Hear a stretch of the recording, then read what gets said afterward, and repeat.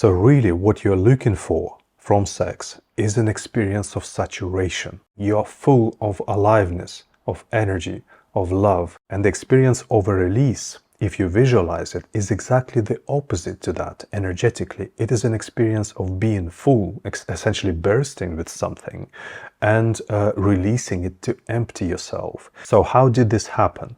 How did we come to such an illogical idea that emptying sexual energy out of your body is actually going to create an experience of fulfillment and saturation and well-being and love and affection and aliveness and everything? How did we come to believe that sexual energy is such profoundly toxic substance that we have to get rid of every last drop of it in our body, and the very moment we do, bliss is going to come down upon us, and this moment is going to become full of joy and energy and love because this toxic substance of sexual energy is no longer there?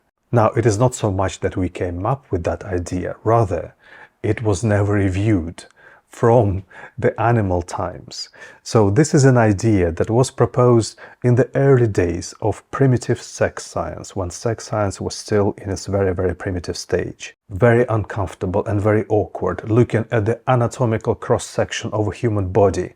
They said, well, surely the point of it is to stimulate this nerve until it releases, and that is going to be the purpose of sex from now on.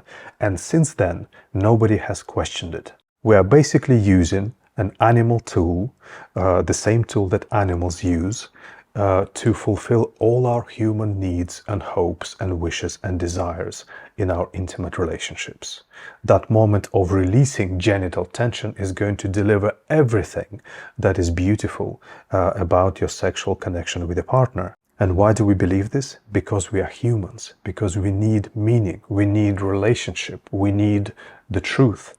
And it is such a poor thing that we have been given, basically just stimulating the genitals to achieve a sensation of release, that we simply can't let it be like this.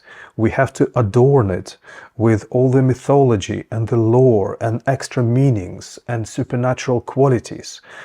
So now this feeling of release is going to make you feel ultimate love, and is going to clear out all the negative energies, and is going to connect with your divine in the moment of absolute consciousness, and is going to release the sacred liquid amrita that is going to make you enlightened, etc., etc.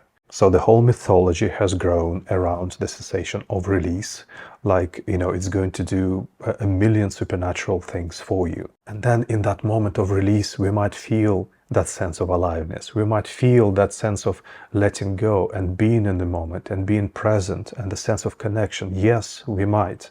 Why? Because for decades we have been practicing only the mechanical stimulation to reach that one moment of release, that one sensation of release. It is work, work, work, work. And when we achieve that feeling of release, yes, it feels more alive than that crust. It feels like we are more loving, like we are feeling the moment of presence with each other. We're letting go of our minds, and we are there in the flow of life for that one moment. It's like a flower that's broken through the encrusted earth. And it seems to perpetuate this myth that the feeling of release is something really special. But what has really happened here is that we could have felt that presence and love and connection and freedom in every moment of sex. We could have just lived every moment of sex and drunk all that beautiful energy and felt that connectedness and that love flowing between us in every single moment of sex, if we didn't believe that it's only the moment of release that can give that to us.